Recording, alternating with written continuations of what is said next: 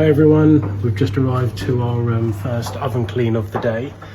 We have this double Hoover oven to do. We've just done the top one here, looking really nice and clean like new, and this is our next challenge.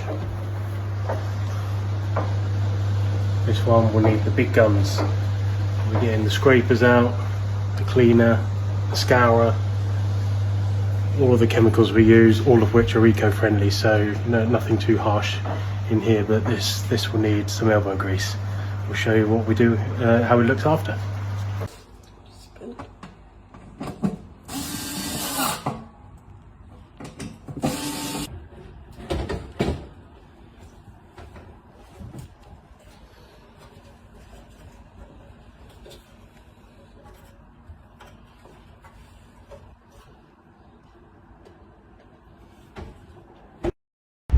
Here we have it, the end result, looking brand new. Those racks looking nice and shiny, and the ovens themselves looking brand new. What a transformation.